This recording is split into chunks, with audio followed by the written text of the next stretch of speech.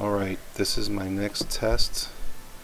I am attempting to do a new recording using a microphone that I purchased. It's not a big deal, but I think it'll be better. That weird 90s sexy music is from Adventures of Lois and Clark. It's kind of creepy. Anyway, alright, so I'm going to start sketching here. I'm sketching in Manga Studio. I chose Manga Studio, one, because I like it, two, because it seems to be a little easier to work with this screen capture program on my computer. So I apologize if you guys are not familiar with the format, but it actually is a really good program. I really encourage anyone who's working on comics or just wants to try to practice digital inking. It's a great tool, it really is. Alright, so apparently, as you guys may know, I've been drawing a lot of Batman lately, so I'm just going to kind of continue to test this program out with Batman and see how the sound works as well. Alright. Alright, so here I am. I'm throwing down some lines. I'm going to zoom in a little bit on this guy. Oh, maybe too much. Maybe too much. Alright. I like drawing with ink now more than I used to. I wasn't always that bold, but lately I've just been really kind of digging on the whole, how should I say, the whole inking. I've been really getting into inking my own work. I find it very therapeutic. I love it because I like to see the end result. And I think I may have mentioned this before, but I made an observation recently that was, kind of like an epiphany to me. I didn't realize how much inkers affected my work. For years and years I've been following certain artists, and rightly so. Some of these guys are still amazing, don't get me wrong. But man, can I tell you this? That much of what I learned about drawing comics came from inkers. Good inkers. Guys who knew what they were doing. I'm going back into this layer here under the sketch. You can see here the sketch mode, and it gives me my little mechanical pencil with blue. Unfortunately, I can't change that color here. I can't figure out why. But anyway, I'm going to lower the opacity here because this blue is too stark on the white, and I want to be able to still see the inks over the lines, the construction lines. Anyway, what was I saying? Don't know yet. Let's see. Oh yeah. So I was paying a lot of attention to inkers more than I thought I was, and so it seems like my actual diet, Command Z that, or Control Z for you PC users, which I am using a PC. I guess my diet really was the inkers, guys like Tom Palmer on John Buscema.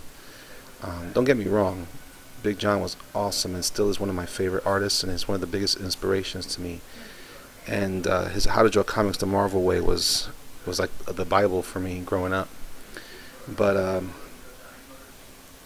there was some times when he was inked by certain inkers I just couldn't take it, and I never understood why. In his interviews, John Buscema would make those comments about how certain inkers he liked and certain ones he didn't. I mean, what's the big deal, right? Well, it turns out there was some that actually complimented his work nicer, or did a better job interpreting his line. And I think that that's one of the most fascinating aspects of all of this is how you think that all these years you're in love with a certain artist, but actually it's an interpretation. Well, the other side of this conversation that I've been having with people lately is just that it turns out that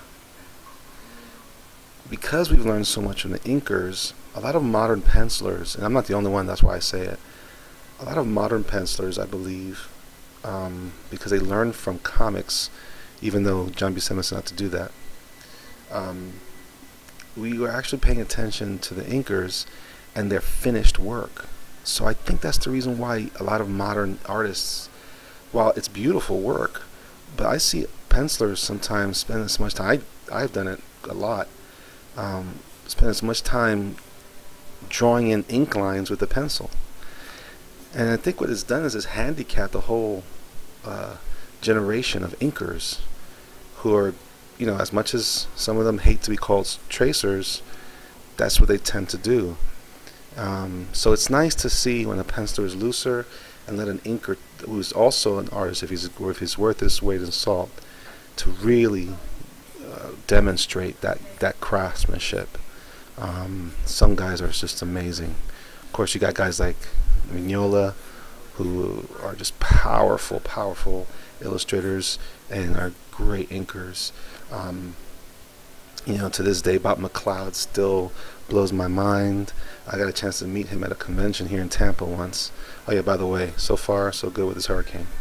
Yeah, anyway, yeah, again, I'm humbled now by it, because I used to have such a low opinion years ago of inkers, but now it's like it's where if I thought I could make a living at it, I certainly would do it. Inking is such a wonderful part of the process, so calming, soothing for me, and gratifying. When I finally see something inked well, man. I did it for a friend of mine. He worked on an illustration for me, and I told him I would ink it for him. And, I'm not that great at inking, but my buddy, he's learning, and even with my limited abilities, just working over his pencils really made his stuff pop. And again, what a tremendous commentary on the old title embellisher and finisher. Just those guys really hustled, man. These days, it's hard. I think because the pencilers are so tight, a lot of inkers are coming up with weird techniques that aren't my favorite. But hey, it's whatever works, it works. If it's marketable, if it sells, it sells. Who am I to question all that? But I will say that I do enjoy the old style of inking, and I think that Manga Studio can provide that. These different brushes that it provide here, the G, the Maru, the Kabura, school brush, gray use, all these things they're all pen tips normally used in manga, but you can really flex them. And you can also switch to a brush, which I've had difficulty using, but I got to tell you, if you use it right, and if you have the right kind of tablet or tool, you can get a nice natural looking thing there. But it's a little bit more difficult to control. Maybe it's because I have it too high. Let's see if I can lower it some, get a better line. Let's see. Yeah, it's more of like a dry brush effect. It's cool. It's cool. It's very cool, actually, but I still prefer the nice crisp line of a pen nib or brush tip. But anyway, alright, I just wanted to do this really quick, and I'm going to wrap this up now. I'm going to listen to my own voice, let you guys listen to my voice. You guys tell me if it sounds weird, if I came off too loud or too soft, whatever. Just let me know so I can do more of these. I have intentions to use this down the road do some instructional stuff. Please, any feedback would be awesome. If I sound boring, then tell me, please. I don't want to sound boring. If I sound, fake, tell me. I want to know. All right, that's it for now. Thanks.